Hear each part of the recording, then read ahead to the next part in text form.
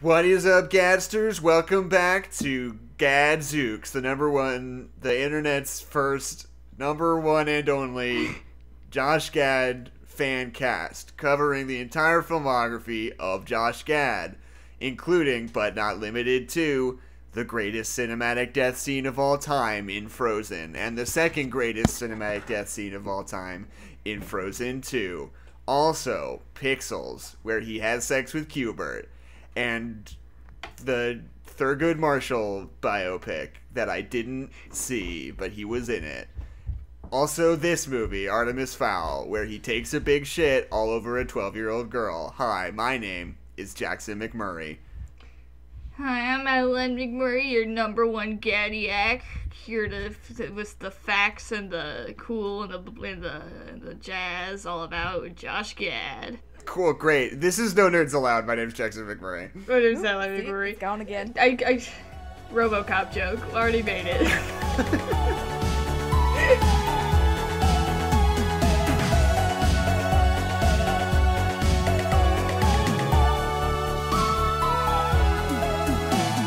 So, okay.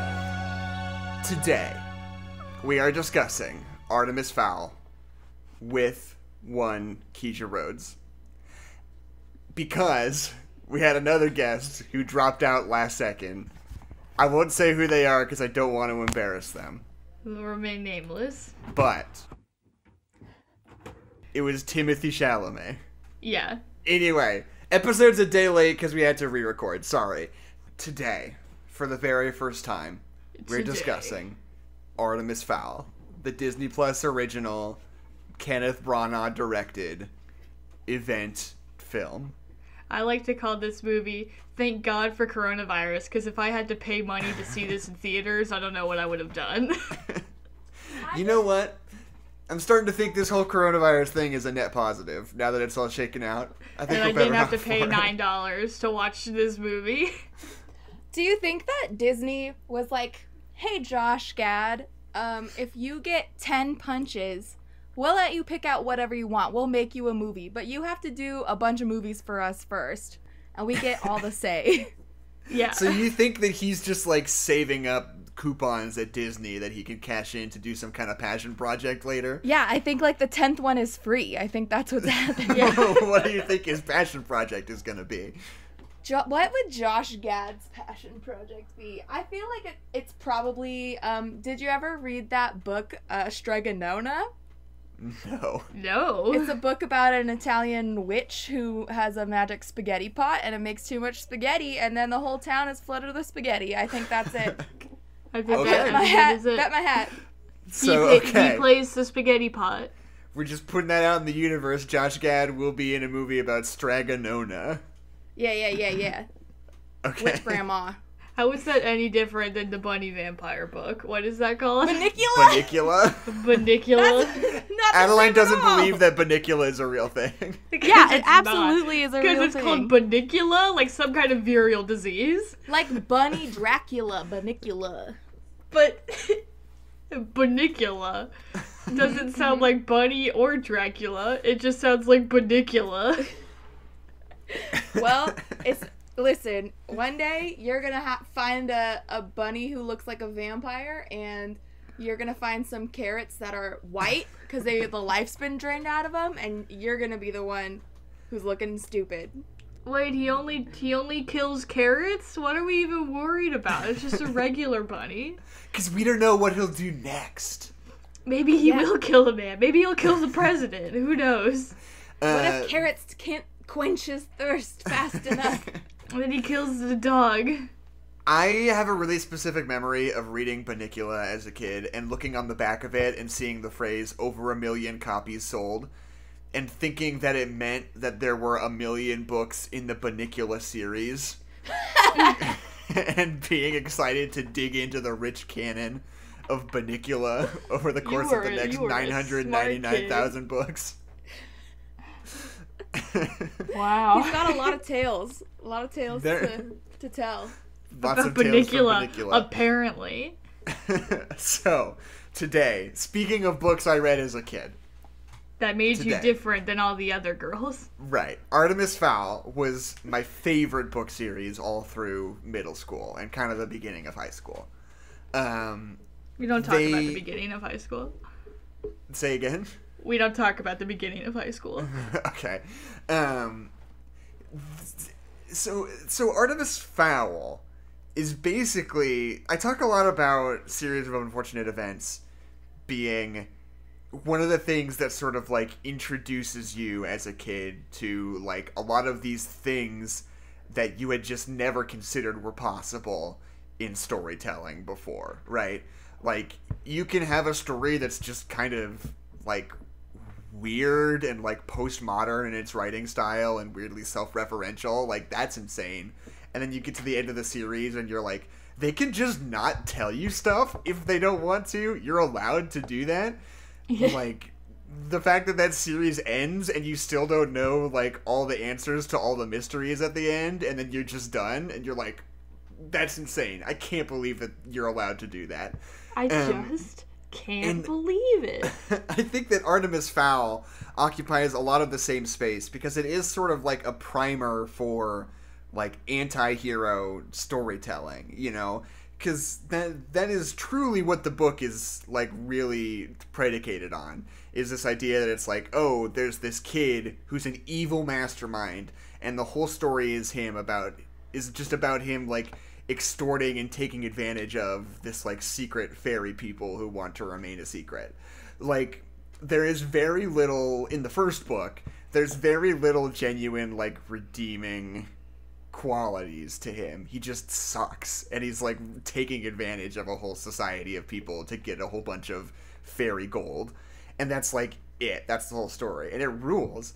And, like, it's this, for a lot of kids, it's the first time somebody says, like, the good guy can just be the bad guy in this one. Like, we're just gonna pay attention to the bad guy. Like, I don't want the good guy to win because he kind of sucks. You've never seen anything like that before, and unless you watched Ocean's 11 as an 11-year-old. Ocean's You're right, 11 is not really an anti-hero story, is it? Yes, it is. They're just going out and robbing people. They're trying to get back at the evil casino, I thought. A heist movie, if you are the main character in a heist movie, you're automatically an anti-hero. Because if you break the law, I've learned this recently, if you break the law, you're the bad guy. So, haven't you ever seen Wreck-It Ralph? Yeah. He does break a lot of laws. Have you learned nothing from Ralph? Breaks laws and breaks windows. He's a bad guy. And then he gets killed for it.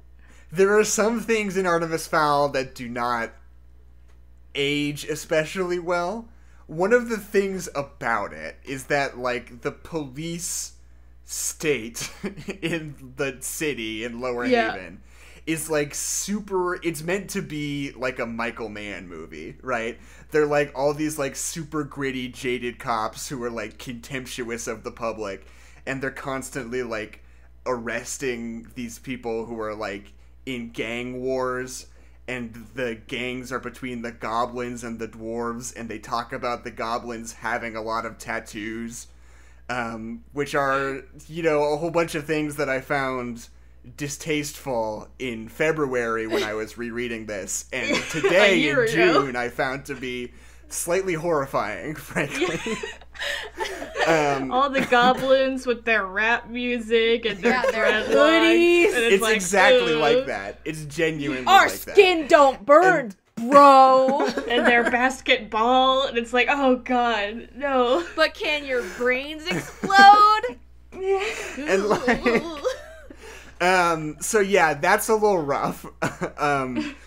But there's also this thing that I feel like they talk about just how, like, biologically stupid goblins are. And that's like Owen Colfer's way to be like, oh, but you know, they're just acting that way because they're not people. Obviously, they're goblins, and they're just goblins. Dumb. Why does every fantasy thing ever do this? Why is it all like just like on the edge of being super racist? Yeah. Like, why is that always just a part of it? It's like founded in racism. Like Tolkien, there's like they found writings where he was like, oh, orcs, we base them off of the Mongolian people because of their dumb slanty eyes and their ugly flat noses. Like, which is fun. It's fun to watch The Lord of the Rings knowing that as an Asian American woman. Yeah. Makes it better, I think. Oh. Yeah, I'm like, I see myself in orcs so much. It makes cosplay really easy. Yikes. That was a rough one. I don't know how I feel about that one. In this movie, like, Josh Gad is a dwarf, and they kept saying, like, it's just in a dwarf's nature to dig and find gold and take it.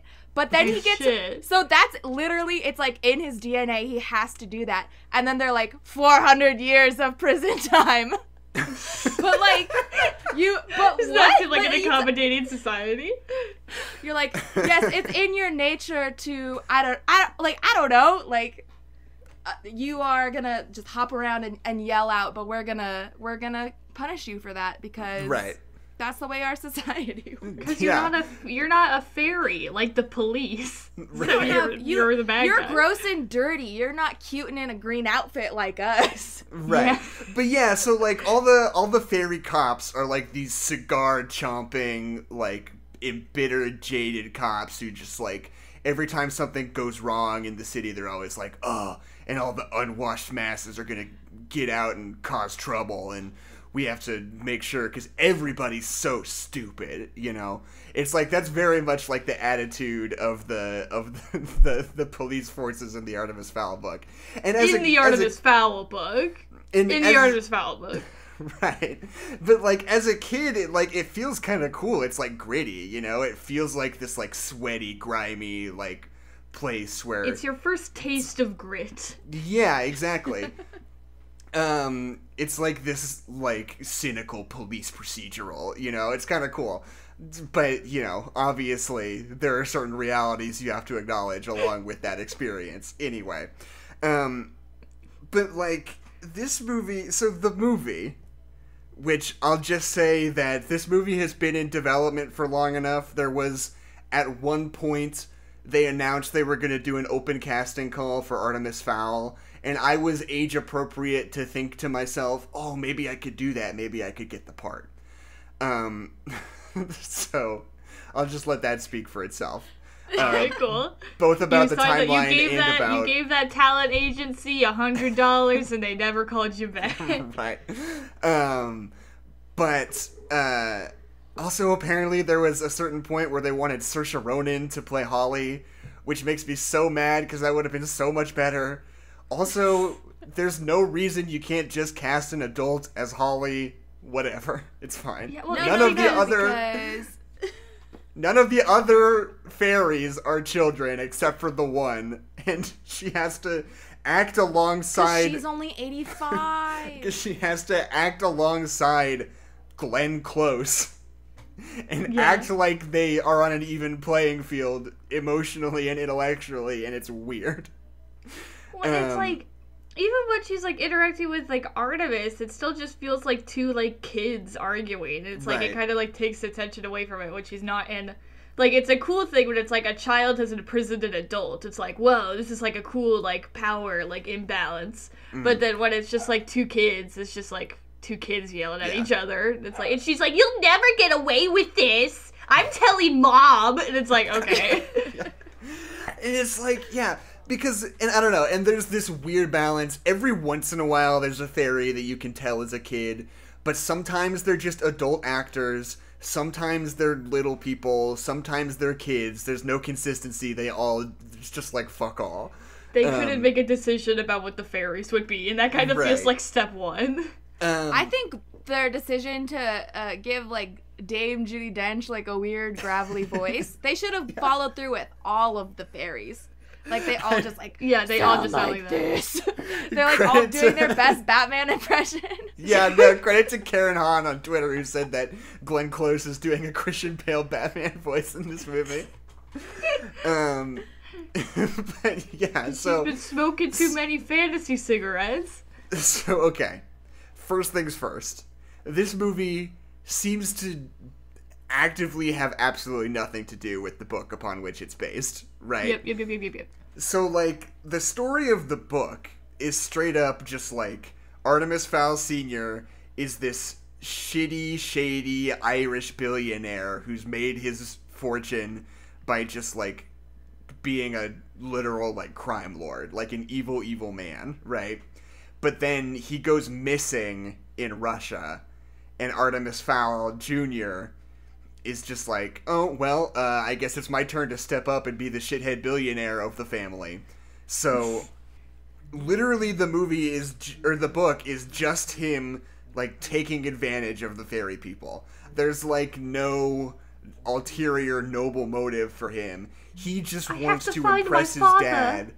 He wants to weirdly impress his crime lord dad is, like, the main motivation. And he does that by stealing, like, billions of dollars worth of gold from this, like, secret civilization underground.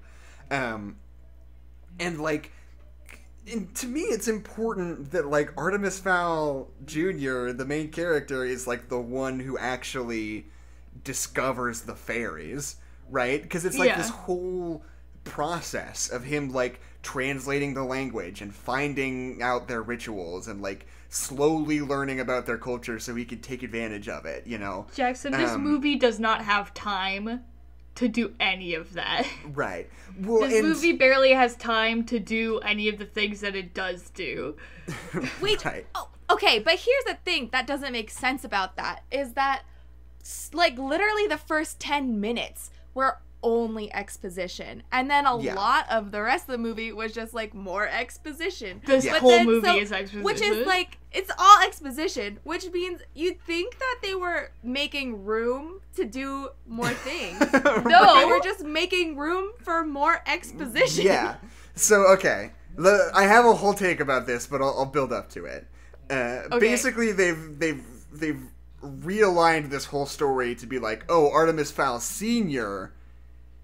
discovered the fairies, but he has a good relationship with one particular noble fairy because together they want to find the object, which is not a thing in the book at all. It's just this made-up nonsense. The object that we all want to get. They also set up this idea of, like, man and fairy friendship, which is, like, fine.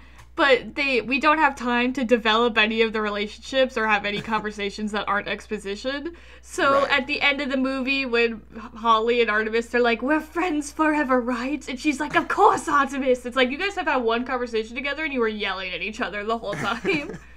So I also like the idea of a MacGuffin movie, but the MacGuffin is in the house that they're in the whole time. So they it's just like there. Right. Yeah, the protagonist just to be fair, has the MacGuffin the entire time. So the plot of the movie is that Artemis's dad gets kidnapped, and then, like, Artemis gets, like, a ransom note. It's like, you have to bring me this thing or I'm gonna kill your dad. He's like, okay, I gotta find this thing that I know is in my house.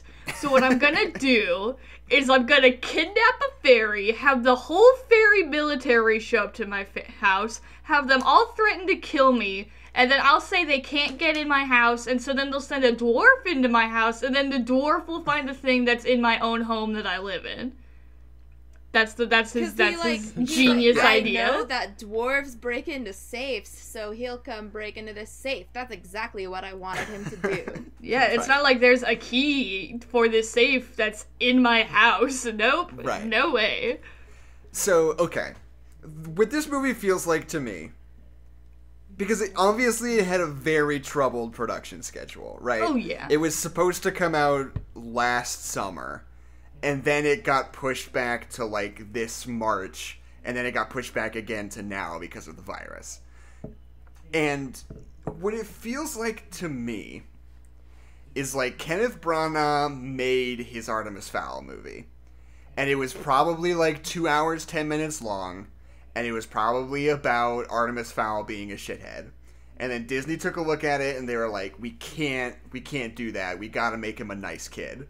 That's not on brand, bro.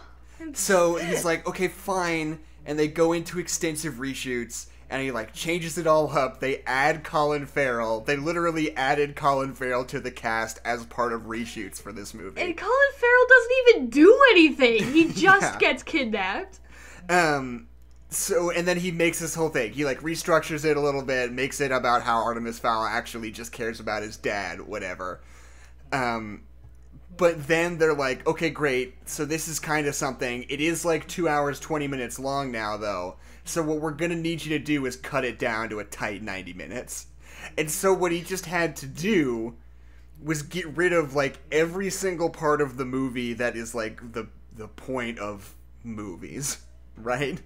Like, every single scene in this movie is just people telling each other things they're about to do. And then you spend, like, a second seeing them do that thing. And then you move on to the next scene of people telling each other what they're about to do. It's, like, literally every scene that could have, like, fun, meaningful character interactions, good jokes or comedy in them, or fun, interesting action set pieces. Like, any of the reasons you would ever go watch a movie, right, are not in this film. Are completely taken out of this movie.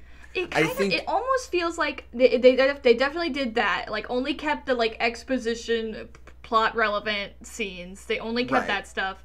But then it also feels like they just, like, cut off, like, the first 10 seconds and last 10 seconds of every single scene. Because there's, like, points where, like, characters, like, jump to places that they weren't a second ago, and it's like it's implied that like time has passed, but the shot was like just then. Like, it's weird. Like, it's so fast paced, it's crazy.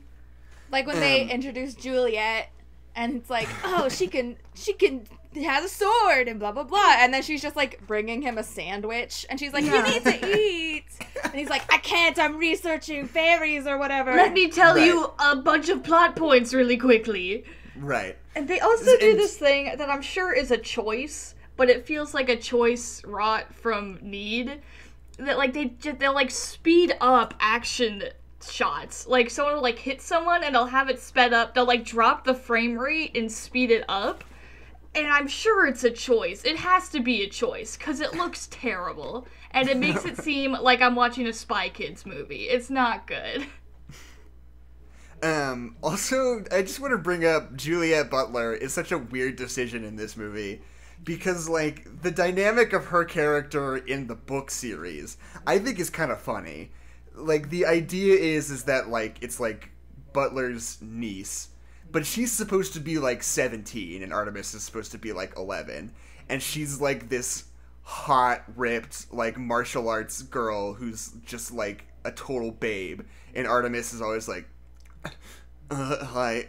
And, like, which is, like, the joke of it, right? Is that he's, like, this boy, like, on the edge of puberty, and there's always this just, like, total babe that's his butler's sister, like, hanging around all the time. Which is funny, but then they're like, what if in this one instead she was just, like, another 12-year-old? What if she was 11? And when they say she's 11, I'm like, oh, this is gonna be like a parallel, where like she's like a regular kid and he's a super genius or whatever. So it like really highlights like what's weird about Artemis, and like he feels like an adult and she feels like a kid, even though they're the same age. But what they actually did was nothing with her. She doesn't do anything. She makes him a sandwich, and she makes Holly a sandwich. Hits that troll with the Let's have a black female character that only makes people sandwiches. Are we all good with that? I don't see anything problematic with that. It's inclusion. It's I do not think that Dom should have been a black man, because that's its whole own thing. That's its whole own thing, but the whole idea of the Butlers is that, like, in the book, they're this old school Russian family that have, like, been tied to the Fowls for generations. For every Fowl, there's always a butler who is their, like, bodyguard and protector. It's like this long lineage, right? But if you take that and you make the Butlers African, then, like, they're just defo for sure slaves. Like, there's no way to get around that. They definitely for sure were slaves. Like, okay. It's not even Russian anymore. I had never read Artemis Fowl. I don't know anything about Artemis Fowl. So when I watched it, I assumed, because, like, I was guessing that, like, white hair and piercing blue eyes were character descriptions. Is that correct? No. No. No? So that was just a choice that the movie That made? was just a choice that they made. I thought that it was gonna be like revealed, like, oh, he's a half fairy, or he's half something, and then later in the series, it's gonna be like you were under our nose the whole time. But it was just like, okay, good to know, good to know. No, he's just looks weird like looking that. for no reason. He just looks like he's from Kingdom Hearts for no reason. Love that, Right. love that, because fantasy. Right. And the other weird casting decision they make in this movie is casting Glenn Close as Commander Root, who is a man in the books, because It is Judi Dench, though. is still Judi Dench. They make a point of that in the book, but it's so like part of the central idea of like the world and the characters in the book is that Holly is basically. She's like Jodie Foster in Silence of the Lambs, right? She's like the first female police cadet to like rise through the ranks to whatever rank she's at. And it's not like, the story's not totally about her like fighting sexism or whatever, but just that particular character dynamic like informs everything she does and like describes like the world that she lives in, you know? Mm-hmm.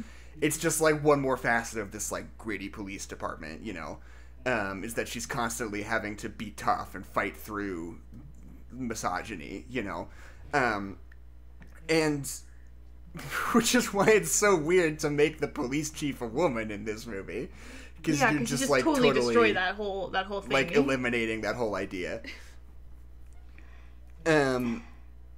And especially since Bright did it first, you know? Right. See, this movie passes the Bechdel test, and I hate it. There is something to be said about Bright and Artemis Fowl being kind of similar in a lot of ways. And I think like, that... lack of world building and lazy writing? Right. No, but, I mean, even in terms of the books, I think, you know, I read the first 3 books a few months ago. I don't want to say in anticipation of the movie, more like just because I was thinking about Artemis Fowl for the first time in a while because of the movie. Yeah, sure. Because, like, and I think that the books do hold up in terms of, like, how fun they are to read, and, like, the characters are all really engaging, and the whole thing fits together really well. Like, I mean, like I said, I read the first 3 of them. I didn't, like, stop at the first one. Yeah. But this movie is like absolutely like gutting it of all the things that make it interesting. Because I mean, like I said, the things that draw you into it as a kid is because it's like your first experience with not only like gritty, dark, tough kind of storytelling, but also with like anti-heroes. You've never been exposed to something like that before, and it's interesting. Those, I think, literally the success of those stories can be boiled down to just those 2 things. And this movie, like, the biggest choices it makes are to eliminate those 2 things out of the story entirely. So it's like, who even cares anymore, you know? Well, and it's like... Yeah. I don't know. And also, I feel like I never knew what I was supposed to be waiting for or watching. Like, Right. Even from the beginning, I watched the first half hour yesterday and then was starting to fall asleep, so I watched it again this morning. But Right. I like wasn't getting anything my first time through. Like, for the first 10 minutes, I was like, is Artemis Fowl like a legend or a mystery? Like, are we supposed to be trying to think, is that Artemis Fowl in the past and this is the future? Like, the whole time. And then I was like, okay, this is Artemis Fowl. And then in my brain, it was like, Artemis Fowl isn't your average 12-year-old. He's super smart. He's got a cool house. He's riding this electric skateboard through the Right, woods. yeah. Like, he's so cool. Look at his cool sunglasses. This kid's rad. But I never got I never got evil genius vibes. Yeah, no, he's a piece of shit in the books. That's the whole point. He's like a different piece of shit in this movie. He's just like an annoying kid. Like, he's not like evil. He's just like annoying. I like could tell he was just like kind of jaded because his mom's dead and everyone hates his dad, which I feel like just happens when you're 12 anyway. I like my favorite part of this movie is where he finds out that his dad's been missing, and they like say that he's like a crime lord, and he just yells at the TV, "That's my dad! That's my dad! Yeah, and that's he gets my like dad!" Whole scene, and that's he just drags the whole him scene. out of the kitchen, and he's like banging against the door, the glass door. Let me get the TV. It's like, dude, just turn the TV off. And then, my favorite part about the scene is that comes up, and then the butler's like, "We gotta go," and then they don't go anywhere, as if the TV's going to hurt them. No, because literally no time goes by in the movie, and then he gets a phone call, and he says, "Artemis, don't pick up the phone," and so then he does, and then he's like, "I kidnapped you." Another gravelly voice. I kidnapped your father. I kidnapped your father, and you have to get me the MacGuffin, or I don't remember what it was called. So yeah. And then he's like, hold on. Can we talk about how they solve the problem of the movie? Is that they just teleport the dad home, and that fixes everything, and that solves all of the problems. And I'm so deeply annoyed that they set up this villain of Opal Cowboy, who's this whole thing in the books. She's like the main antagonist of the series. But Opal Cowboy is supposed to be like an Elon Musk type. She's like this tech billionaire weapons developer who's constantly like on the verge of insanity and like manipulating like all of the sort of like corporate culture of the underground city to her own gain, usually through the means of like military action. You know, she's like a very particular character, and in this, first of all, it's super annoying that she is absolutely not anything. She's just an anonymous bad guy in a hood who's just like, "I kidnapped your dad. What are you gonna do about it?" But then, like, they don't even, like, what you have to do is at the very end of the movie, after it gets resolved, she's gotta take off her hood and be Cate Blanchett, right? Mm-hmm. Like, it has to be a big reveal, and you're like, oh shit, the bad guy was actually Amy Adams all along. I don't know. It's gotta be a huge deal. But they just don't. They never show you her face the whole movie. They don't do anything and with her. That's just that. She is like literally, we don't know who she is. We don't know what she wants. We don't know what her motivations are. We don't know like anything. We don't know what she looks like. She's absolutely nothing. She serves no purpose as a character. And it's like it might as well be that a tree. Literally, it might as well be that Artemis Fowl Sr. is, like, stuck in a canyon 127-hour style for all that she functions as a part of the story. What her is stupid. I know that Artemis Fowl has this thing that I want, so I'm gonna kidnap him so his son has to give it to me. But that's just that's her entire plan. She's got no backup, she's got no army, she's got no weapons, she's got nothing other than, I physically have your dad. And so when they just use the magic item to teleport their dad home, she's just like, fuck, I can't do anything anymore. I've lost all of the things that I was gonna do. And it's like, I wanted her to like teleport the dad home, and then dad be like, hey son, you're an idiot. That's not gonna solve the problem. She's gonna come and kick your ass now. And then I expected the real big showdown to be between the Opal and the Artemis Fowl family that's now reunited or whatever the fuck. But they didn't do that. They just completely foiled her entire plan by teleporting their dad home. Right. Until the second movie, which will never be made. Which is a weird thing also, because this movie has completely shat all over any sense of actual relation to the books. If you were to go through and start adapting these books, there is absolutely no way that any of the plot points from any of them could fruitfully pan out now, right? So I don't know what they thought they were gonna do, but I think they're just gonna keep rolling with this father-son thing. Like my just favorite like make line up in their the own movie, stuff, I guess. Yeah. My favorite line in the movie was when Artemis Fowl Jr. to Artemis Fowl Sr. said, "Dad, I don't believe in these fairy tales anymore. What I want to believe in is you." That was And then good. he's like, That was really good. I gotta go on my helicopter helicopter now. I'm now. sorry. I'll stop being a bad guy villain. I'll return the Rosetta Yeah, he never Stone returns after the Rosetta Stone. That's my favorite I part. like how they just drop all these things. Like, oh yeah, he stole all of these. It's like Despicable Me, Yeah. but not a joke. Where it's like, Right. He stole the moon. pyramids of Giza, but like, there's no. Also, that's so stupid. Like, there's no way There's that could like ever news happen. crews like at their house, like, hey, yo, you like defo stole all this stuff, and weirdly the police aren't there. Okay, the whole like storytelling aspect of this movie doesn't make any sense. Where Diggums is like in prison telling the story. When did Diggums get arrested? We never In black see and that. white. And why is this weird elite No, police at the force very beginning. trying to arrest Artemis Fowl? And the way that they do that is by arresting Diggums. When every news crew and person on the planet knows that Artemis Fowl is just inside his fucking house, why don't the police just go to his house and arrest him? Why do they have to go through Diggums? When does Right. Diggums get arrested? Because he only Because allegedly. at the end of the movie, when they get in the allegedly helicopter, stole Diggums the is like Rosetta with them, but then it turns out that that helicopter was going to save Diggums, but we never saw Diggums get arrested, so like that whole thing doesn't make any sense. It's stupid. I mean, he gets like handcuffed at the very beginning of the movie, and they're like, "You need to tell us what Artemis Fowl is," and he's like, "I'm gonna tell you about fairies in Ireland."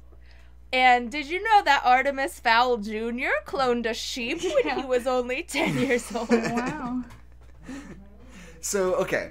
I've compiled a list of scenes in this movie that are Yeah. scenes that feel like something made by a person. The bit where he is mean to the psychologist at the beginning. But it's a scene. Not good. Is a scene, though. Do you know The what bit- would have made that like real good to me? What? Is if instead of being like Artemis Fowl, did you know that he won a chess match against Bobby Fischer or whatever? If he instead was like talking to his therapist and playing chess against him, and he was like, "Why don't you want to talk to me about your mom? Why don't you want to talk to me about your dad?" And it looks like Artemis Fowl is like losing all his pieces, and he's like, "Boom, boom, boom, checkmate! I'm done talking to you, bitch. I'm out of here." That scene's so funny Right. too, because film therapists are always the worst therapists of all time.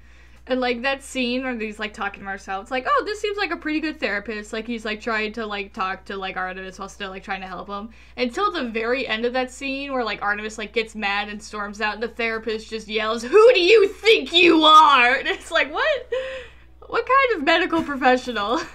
And we find out that there was a viewing room the Also. whole time, so everyone was watching him have his therapy session. Right, yeah. Anyway. Second scene that is a scene. When Holly and Artemis are talking while she's in the cave. Yeah. In the cage, I mean.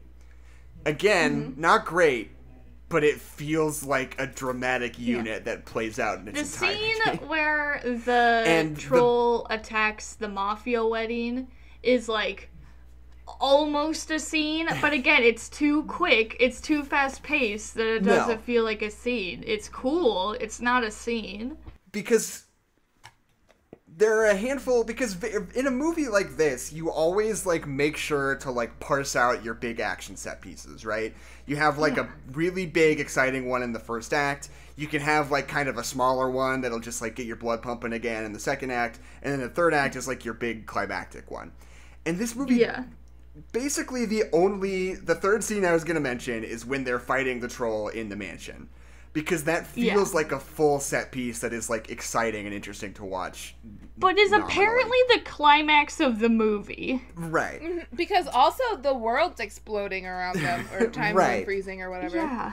And it's like every other thing that feels like it's about to be an exciting set piece in this movie feels like a longer, like full-sized sequence that they just chopped the middle out of. They let it get started, and they just cut right to, as quickly as they possibly can with the footage available to them. They manufacture it such that it cuts straight to the end so it could be over as fast as possible. There's the bit where the troll attacks the Godfather wedding, which seems like it would have been cool, but then we just kind of don't do anything. It's just nothing there. And then there's the bit where Butler fights a whole bunch of, like, fairy SWAT team members and, like, shoots the bow and arrow into the sky, which is kind of cool for, like, 2 seconds, and then it's just over. It, like, both times it feels like the entire sequences have just been lifted out of the movie. This movie does a really good job of making the fairy military look like it sucks and isn't effective and is bad. Right. Yeah. And the costume design is so boring. It's green. Not interesting at all. They're green. And Haven... They're leprechauns! And Haven looks bad. It doesn't look like anything. It's just... The whole movie feels like just these ugly bullet points. What I said was that, like, this movie feels like a full-length trailer for a movie we'll never see. Yeah. Like... It's just, like, telling you the bare minimum amount of information for you to understand the premise, and then, like, a few shots of, like, some action thrown in to get you excited about it. And, like, that's it. Like, that's what the whole movie feels like. Did you ever play Pop Tropica? Like, online? Yes. I did. Mm-hmm. It just felt like playing Pop Tropica, where, like, you'd click on a character, and they'd have, like, 3 bullet points that they'd tell you. Yeah. And it's like, Artemis, Fowl, fairies are real. Your father has been studying them for a while. If you click around this screen, you'll find the paperwork that he needs sometime. And it's like, it's your duty to, like, think back and be like, oh, yeah, a couple minutes ago, I learned about this poem that my dad would read to me. It must be that. Like, the whole movie just felt like... And sometimes there are those little mini-games. It just felt like... Right, okay, you got to this, and now you got your medal, and you did it. You're getting off the island. Yeah, now you go to the next Pop place. Tropica. My favorite part is this movie's not good. That whole time that they're in the bubble and it's, like, falling apart, they make a huge deal out of the fact that time bubble is collapsing. And then when it does collapse, absolutely nothing happens. But do some of the fairies, like, dissolve away or something? Unclear. In the books, the fairies can't go out during the day. So the danger they're vampires, just like Bunnicula. Yes, just like Bunnicula. If I remember correctly, the setup in the book is that at sundown, they put the time stop over the mansion so that they can let it be nighttime forever in there so they can hang out. But eventually they sabotage it, and they're aware that it's about to break down, and the danger is that it's going to break down and it's going to be like noon outside and they're all going to get burnt by the sun. That is sort of the structure of that in the book. Those are clear stakes. Hey, that sounds really cool and like a lot of stakes. Yeah, it sounds like it makes sense. In the movie, I feel like it would have been so easy to do that. There's literally no reason that they put the time stop down in the movie. There's no reason. The reason that they put the time stop down for the Godfather wedding is because they're trying to capture the monster, so they need it to be frozen, and because they have to mind wipe all those people. That's why they put the time stop down. But for the Artemis Fowl situation, they're not kidnapping anybody. They're not... First of all, Artemis Fowl and everybody is not affected by the time stop for some reason. They never tell you why they're not frozen in time. It's because that's not how the time stop worked in the book. It doesn't freeze everybody. But that's how they... in the movie, that's how they establish what it does. It freezes time in that bubble. Right. And then the second time that they use it, it just straight up doesn't do that. So I don't know why they put it down. Maybe just to keep Artemis Fowl there, but he's not going to leave anyway, so there's just no reason to use the time bubble at all. And then when it starts to break down, they should it's swallowing fairies. But then when it's really breaking down, Holly gets stuck in it and she just comes out of it and she's fine. There's no... It doesn't do anything, it's breaking down. And then it totally collapses and everyone's running to get out of there. And then, like, Holly, like, stops and looks back at the mansion, and what's-her-face is like, Holly, you can't save them! Get out of there! And then the whole thing collapses, and then the next scene is just, like, Artemis talking to Butler like nothing has happened. Like, it doesn't do anything. It's stupid. It's also that Foley can be a character, but why is Foley a character? Right. Yeah. Also, I hate all the names. Yeah, they're all stupid. Get it? Because he's a horse? Hey now. Foley's good. Hey now. He is good. He doesn't do shit. So, okay. Nobody in this movie does anything. Here are the bits that I like about this movie. I like Josh Gad. I like all the weird dwarf stuff where he opens up his mouth. I think that's fun and interesting. Josh Gad is doing a really good job. Yeah. In this terrible movie. Like, if this was a regular movie, I would be like, oh, Josh Gad is being so corny, and like, why are we focusing on him? But because this movie fucking sucks, like, anytime that Josh Gad does anything that's like even remotely character work or even remotely a joke, I'm like, ah, hell yeah, this is fun. I love this. Right. You can tell he's just having a good time. Yeah. Yeah. So, and like, because that's the whole idea in the book, is that like, oh, dwarves can like unhinge their jaws and they tunnel by eating dirt, and then like just as quickly as they take dirt in, they expel it out the other side, so they could just sort of like swim through earth basically. Like a little worm. And much is made of how gross that is, and that's like part of it. Yeah. And but, you know, in the book, you're sort of expected to believe that they kind of have, like, giant heads and tiny, stocky bodies, and, you know, they kind of look as though it would be possible for them to do that. But, anyway, but, yeah, so there's these bits in this where Josh Gad, like, unhinges his jaw and is, like, he's got this big, giant, like, nightmarish mouth that opens up, and then he, like, jumps into the ground and, like, tunnels through. And there's this, like, one quick shot that's just, like, a point of view shot of him underground, like tunneling through the ground, and it looks like Pink Floyd's The Wall album cover. I think that rules. That's like my favorite shot of the whole movie. Also, well, the only good joke goes to Josh Gad, right? Where Holly's like, "I'm gonna need my gun," and the butler reaches in his pocket and can't find it, and then Josh Gad hands her the gun because he pickpocketed it. That's the only good joke in the whole movie. That's the only time I laughed in this movie. Yeah. Also, it was like probably 4 seconds too long. Like, just get it out of your pocket. And like, there's the scene where he's in the prison with the goblins, and like Josh Gad has like 4 or 5 lines that are like almost funny, but that's enough for me in context in this movie. I'm like, you know what? For this film, that's enough. That's fine. You know what? Sure. I would be disappointed with those jokes in any other movie. The line. But right, yeah, it's like, at least it's something. This was like almost funny, but it wasn't annoying, so we're gonna count it as a win. Yeah, exactly. And yeah, I don't know, and I want to point out that, like, it's all of the weird story things that they make up for this movie. Like, obviously, like, that weird object is nothing. That Holly's dad is nothing. Artemis Sr. having anything to do with fairies is nothing. He doesn't know about fairies the entire book series. That's never part of it. I like how they take Holly, whose original story, even though it wasn't about that, was about her kind of like facing misogyny and like being her own person. And they changed that so that her whole character arc is based around a male person. I really like that. Right. I think that's cool. But she's trying to find her dead dad, who's not a thing in the books. Who doesn't fucking matter. And, or like, redeem him or whatever. Yeah, because her dad got framed for being a traitor or something. Because he was working with Artemis Fowl Sr. And it's like, it's stupid. It's stupid to make this whole world be something that Artemis Fowl just, like, stumbles upon. Like, part of what's cool about the book is that the whole first act is him, like, Martian style, like, systematically finding out information and extrapolating details of the fairy culture from it, like, painstakingly, like, bit by bit. And each of those little bits you're getting are really interesting, and the story really is satisfying when you see it all coming together like that.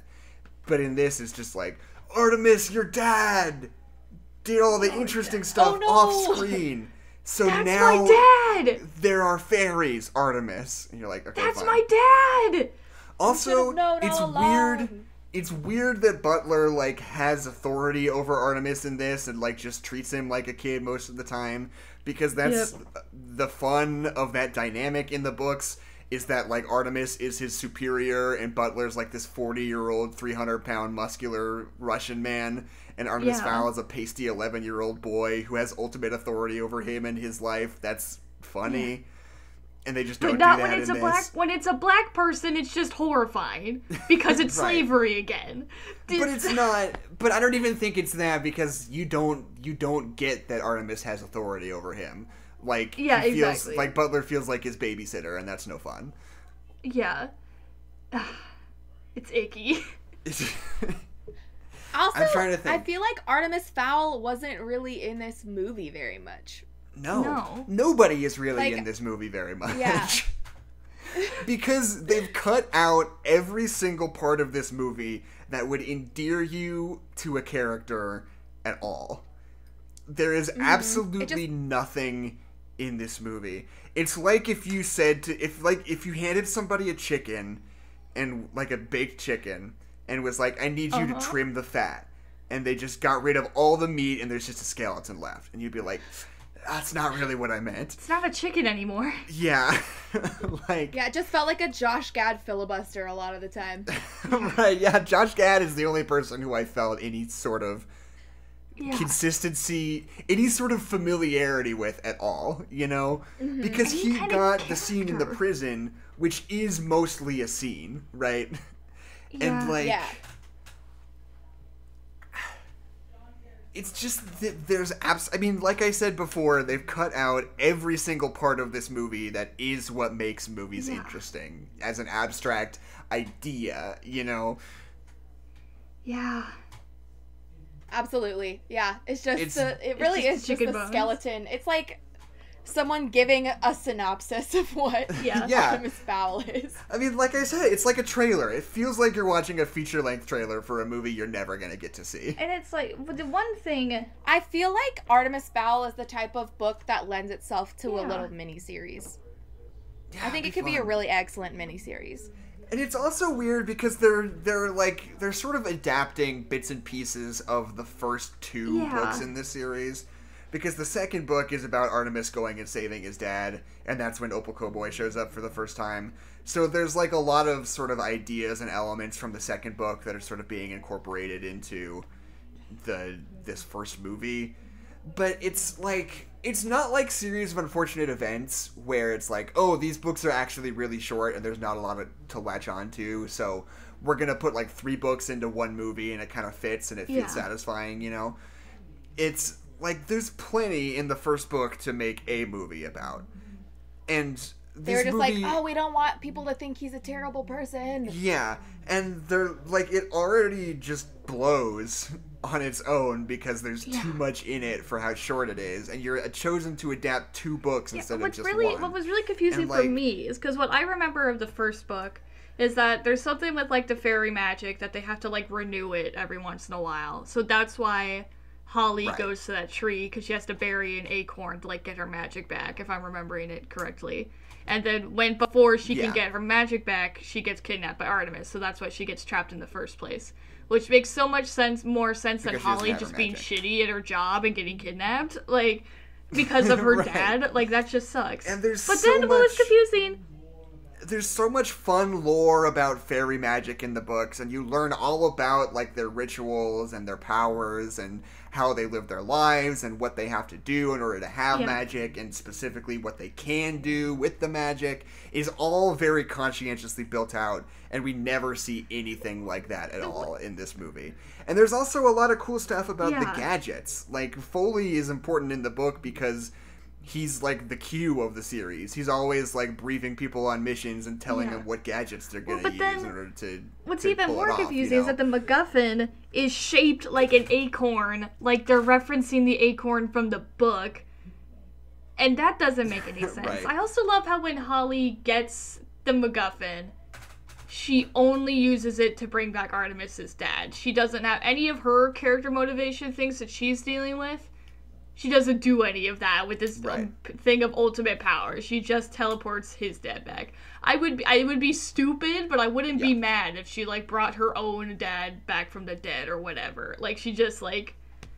Who fucking knows? She? What does this thing do?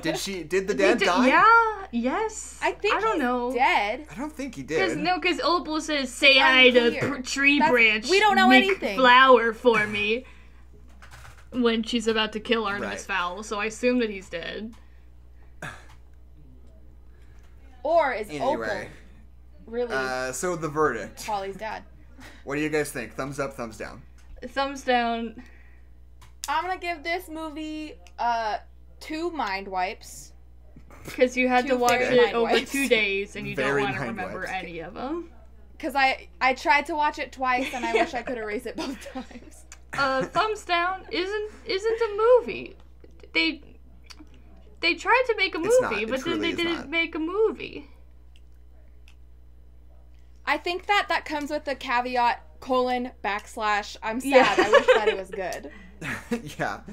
And, like, Owen Colfer and Kenneth Branagh both have been doing their, like, press junket. And basically everybody keeps saying, like, before the movie came out, anybody saw it, but they, like, knew the ideas. They were like, why did you, not do any of the fucking stuff that's in the book? And they keep, like, trying to, like, defend it and be like, well, it's because of this, and I really thought it'd be interesting if we did this. And they're like, you can see right through it. They're totally Yeah. just, like, bullshitting. Like, and I'm not, like, mad about it, because that's just how the film industry works. You don't want to, like, throw somebody under the bus or be like, oh, I hated it, it sucks, Well, that's if you're why this making a and that, or movie, you whatever. can't Like, just you've be gotta like, put it on was a the happy face. producer's fault, because you're never going to get hired ever again by Right, anybody. yeah. But it's just, like, this weird, horrifying thing where you see Kenneth Branagh try to, like, defend Yeah. the movie, sort of, and you're like, you can just see in his eyes that he knows it sucks ass. And, like, He's sweating a little bit. and it's just, there's something so sad about it. And, like, I don't know, and Kenneth Branagh is really interesting to me. Because, like, in the 90s, he did, like, 40,000 Shakespeare adaptations. That were, like, just And very starred in all of simple, them. straight up and down, like, period pieces Shakespeare adaptations, Yeah. like, as written, right? And he was pretty good at it. Like, people were into most Yeah. of his Shakespeare movies. And then he branched out a little bit and he did, like, a Frankenstein, but he's, like, all about, like, classic literature, you know? And then at a certain point, Disney hires him on to do Thor, which I think is a cool idea on paper, because he's, like, only known for doing, like, all these classic literature things. And to bring him And on to do Thor's Thor, pretty who's- Shakespearean. yeah, it's like it's a fun, interesting idea to have Kenneth Branagh do that, and he kind of pulls it off. Thor's fine, I don't know, whatever. But like from that point on, he's just sort of become this guy who can take a piece of IP for Disney and bowl it straight down the middle, you know? Yeah, like just like point, make shoot, do it. make the simplest version of this you possibly can. That's kind of what he does with Thor. That's what he did with Cinderella. That's what he did with Murder on the Orient Express. He's just like, yeah, He's sure, almost you know like- what? Fine. You know? He's almost like Chris Columbus on level of boring. I don't But think that's quite true. I still think he think- has more vision than Chris Columbus does. Yeah. I don't think this movie was boring. I just don't think that. Yeah, it just felt like a little chicken skeleton. It's like, it's not Yeah. boring. It's not engaging, though. And I think Yeah. that's a really Yeah. fine line. Like, it's...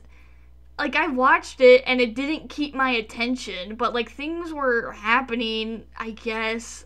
Right. Yeah, Maybe it it just was felt so boring. I don't pointless. know. And like I've never I felt still... a movie like this before. No, it's Yeah. weird. No, genuinely, like, I mean this in all seriousness. I don't think I've ever seen a movie that, like, feels like this before. It is, like, so... It is so nothing. I can't think of anything I can even compare it to. It's so fast paced. It's just like exposition to exposition to fast-paced exposition. to go nowhere. I yeah, know. exactly. And I still think in terms of my 2020 ranking, I still think I like this better than I like Scoob, because this movie is at least, like, infuriating. Like, you know, but whereas Scoob didn't feel like this weird disaster, Scoob felt like somebody making exactly what movie they wanted to, and it being the worst, you know, which I think I value much lower than something like this, which is just a weird disaster that's almost fascinating to try to, like, I mean, there's something look at. There's something to respect of someone who tried to make something and that thing that they made just being garbage. I think that's way more respectable than just setting out to make nothing of value. Right. Anyway, so yeah, Artemis Fowl. Not to talk about Chris Columbus for the millionth time on this podcast, but like every time I think about Chris Columbus, I think about the fact that there was a moment where he was like, they were like talking about him directing the Five Nights at Freddy's movie, and I just cannot fathom whose idea that was. Was that Chris Columbus's idea? I'm sure he was the one who was interested in it. That would be the most weirdly boring film on the planet. It would just be Home Alone again, except there's a big scary bear there. Like, I think, here's what I think is gonna happen. Yeah. I think this movie is gonna go for the series of unfortunate events model, where, like, 5 years later, more than that, 10 years later, it's weirdly gonna be a Netflix miniseries with Kenneth Branagh as executive producer. And, like, you'll realize that, like, oh, fuck, this is kind of what he wanted to do, just like happened with the series of unfortunate events. But the series of unfortunate events movie was good. Well, yeah, but that's the thing. Okay, so the series of unfortunate events movie was supposed to be directed by Barry Sonnenfeld. Yeah. And he basically got fired from the production just before principal photography started, and they brought on somebody else to like actually shoot and produce the movie after Barry Sonnenfeld was the guy who sort of carried the football up to the starting line. That was a weird sports metaphor that didn't make sense, but The baseball? Anyway. And then the series of unfortunate events Netflix series is, for the most part, directed and produced by Barry Sonnenfeld. It's like him getting another swing at this thing that he didn't quite get to do.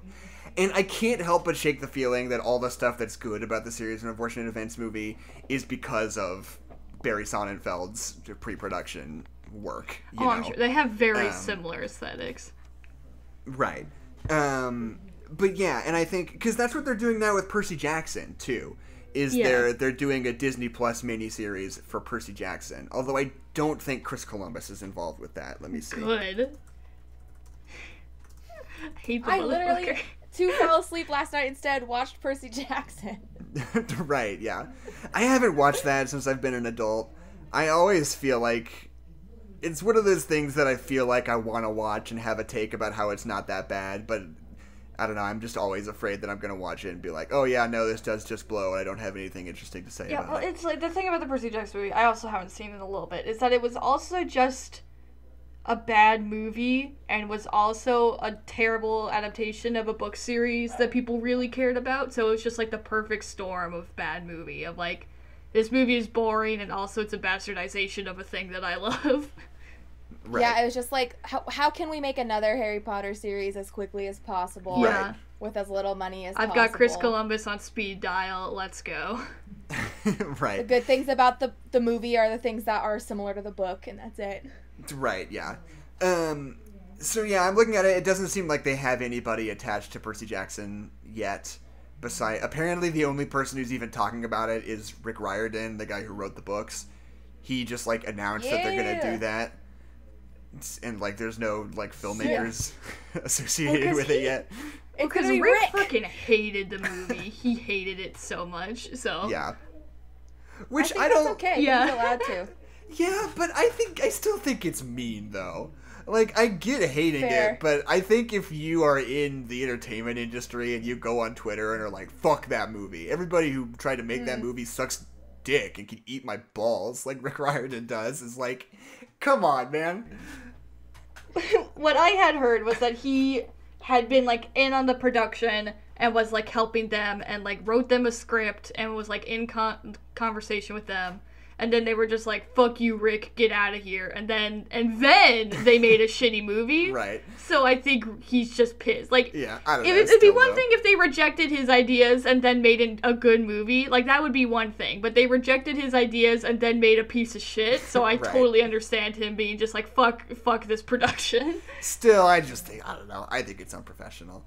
I think that there's like a sweet spot of like, I remember watching the director's commentary on Age of Ultron, where Joss Whedon, basically, he's kind of upfront about the fact that he's like not super proud of the movie he finished with, but he still acknowledges like his own responsibility in that, and sort of talks about it as though, and you know, he says like, oh, and they told me this and they told me that, but he's like very much empathetic towards that idea, you know, and he like talks about like actually the fight, like why they wanted what they wanted and why he wanted what he wanted. And it's like, I feel like there is a way to like talk about your disappointments with a product that you were involved with, or even that you weren't involved with, that aren't just being an asshole about it, you know? I don't know. Yeah. Well, and I mean, I think it's also a different conversation because Rick Riordan is not a part of the film industry. Right. He's an author, which is kind of a very individualistic career. It's like you writing a book, and there's like editors and publishers and stuff, but for the most part, it's just you creating a thing. And I think that's a totally different experience from a movie, which involves 10 billion different people and 10 billion different ideas all working together to make a product. So the product isn't always one person's sole vision. Right, yeah. So I can understand coming from his perspective, and then when the outcome is bad, him being like, what were you specific person doing, you know? Right, yeah. Anyway, so this is another one of those weird times when there's not really any readily available reviews that I can because it came out pull like 2 days because ago. This movie just came out. There's not really anything funny enough built up yet, but I will just say that you can follow us on Twitter at NoNerdsPod, and you can email us at nonerdspod@gmail.com, and if you write an iTunes review, we will read it on the air, and I've been saying that for like 4 weeks now, and you guys still haven't done it. Whatever, I'm just gonna get saltier and saltier about it the longer you don't do it, so just keep that in mind. Little incentive, maybe. Yeah. Wink, wink. I don't know, whatever. If you guys want me to just keep being mad about it, then by all means, don't write any iTunes reviews. Don't just donate $5 to the Patreon. Come on. We don't We're have providing a Patreon. hours of free entertainment, and if you can't write an iTunes review, you should be working instead, is what I'm saying. Yeah. Come on. Anyway. Not a lot to ask.